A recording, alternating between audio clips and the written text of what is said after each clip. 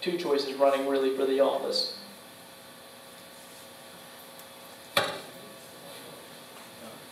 What's your stand on Social Security? I think we need to seriously cut back on it, and I would like to see it eventually go away. I think you've got to put a sunset in there. You've got to put a definite date that people need to realize after this date, Social Security is not going to be around anymore. Because the thing is, even if we don't do anything to change it, it's not going to be around anymore after too much longer.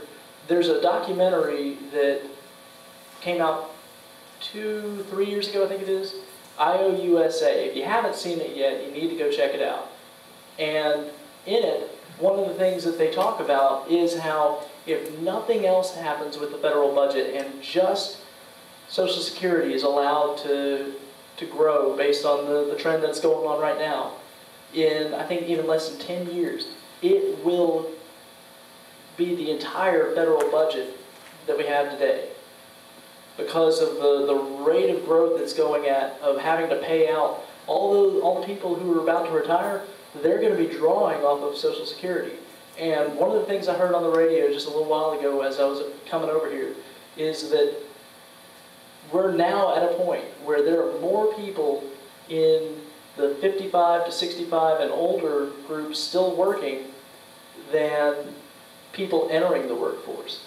And what's happening is that those people are working because they don't have any money saved up to, live like they need to. And those people who have to retire are then having to draw Social Security and other entitlement programs that cause such a growing debt with this federal government. And so we've got to put a sunset on it. We've got to get rid of it, because if we don't get rid of it, it's going to get rid of us. It's going to be the undoing of this country if we don't do something. I understand that. My real question, though, is that as Social Security starts running up against other budgets, in other words, are you going to be willing to cut welfare? Are you going to be willing to cut some other entitlements that are where people haven't paid for them, like Social Security has been paid for? I mean, Social Security is broke because of what Congress did. Yeah. Not because of what Social Security people did. So, I mean, are you willing to cut the other side and maintain Social Security for us long? No. I think we need to cut all of it. I think we need to... So you're calling it as an entitlement, whereas we've been paying into it all of our lives. Right. It's not truly an entitlement because there is money... It's not an entitlement at all. We're Yeah. paying for it. Yeah, we're paying into it. But it's treated a lot... We pay for it against our will. Yeah. All our lives. And it's treated, though, by this Congress, and Congress, ever since it got started, Social Security has been treated a lot like those entitlement programs that came up after it, the welfare programs. Because Social Security, you're right, is not a welfare program. We're paying into it out of our own money. And the problem is, though, we're paying into it, and a lot of us, I know a lot of people out here are going to be able to draw on it, but by the time I get to the age of being able to draw on it, there's not going to be any money there. And so... If you want to put a sunset on it, but at some point quickly, here within the next 4 years in your first term, you're going to run up against this decision. Are you going to be willing to cut other things in the budget or push for and uphold the Social Security at least till the sunset? Because you have to separate it as an entitlement. That is not an entitlement. Right. Treat it that way. I think we need to cut both Social Security and that, and the welfare programs and the entitlements. I'm not willing to say that I'm going to put a freeze on cutting Social Security just because it is growing so quickly in what it's having to pay out here pretty soon that it's going to get out of control quicker than we think. It's going to get out of control quicker than we realize. And we've got to do something about it now in addition to cutting other programs. One of the things I actually just saw yesterday is Secretary Gates is talking about the Pentagon needing to cut a lot of the budget that they're working with because he realizes that it's unfair to you can't continually ask for budget increases when you and me are hurting so hard in this economy. That one of the biggest things that they're pushing for, and I don't think this is big enough, is they usually get about a 2 to 3% increase on their budget every year. He's talking about cutting it back down to a 1% increase. Well, it's still an increase. We need to cut all areas of the budget, because all areas of the budget are more than they should be. A lot of the job that the federal government's doing right now is better dealt with at the state level.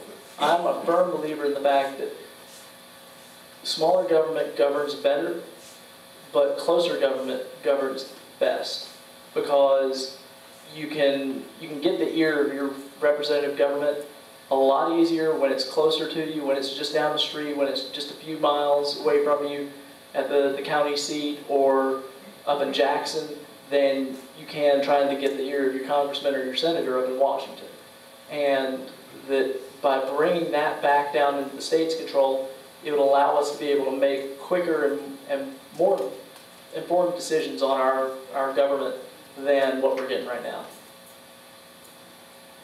As our congressman, Social Security is very sensitive subject. Would you take the same consideration on the proposed changes and adjustments to Social Security? Would you put as much, if not more, effort in government retirement programs that are paying for employees that work for 20 years and retire for the next 60?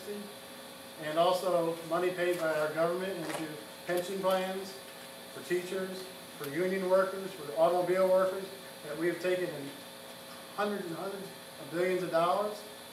Is that going to be, can you prioritize that in your workings?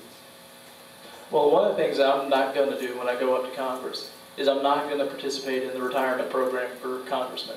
I'm not going to participate in the pension program. I'm not going to ask for money. I'm not going to give them money.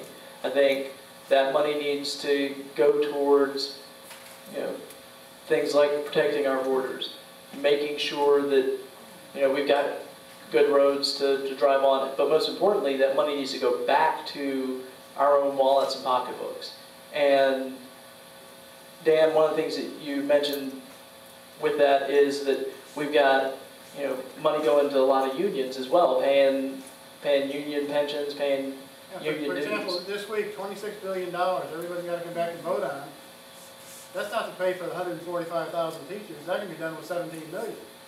The $26 billion is to pay the unions and the pension funds. Why don't we take the rest of that, let's say the $24.5 billion that's left, put that back in Social Security where it belongs? That'd be a good idea. I think that'd be a real good idea, because I think those unions have enough money they can take care of themselves. One of the things also that happened recently is that the White House said that for new contracts, they're only going to go through unionized companies. They're not going to go through companies that aren't unionized. Well, what that means then is that you're going to get entrenchment. You're going to get these unions who are going to get locked in there, and they're not going to go away because the government's paying their salaries, and they're going to grease the palms of the very legislators and administrators that are paying them. And that, the unions, I'm not against people, being willing to form a union. The problem is when those unions then turn around and, go out and pick it out in front of people's houses and, yell about how horrible they are, these bankers that SEIU ones stood out in front of their houses, bust people in and just picketed in front of their houses, beating up on Tea Party attendees at some of the events that they were at. These people, their only obligation is to their own union people. They're not beholden to everyday you and me who aren't a part of the unions. And they're going to make it even worse by getting card checks.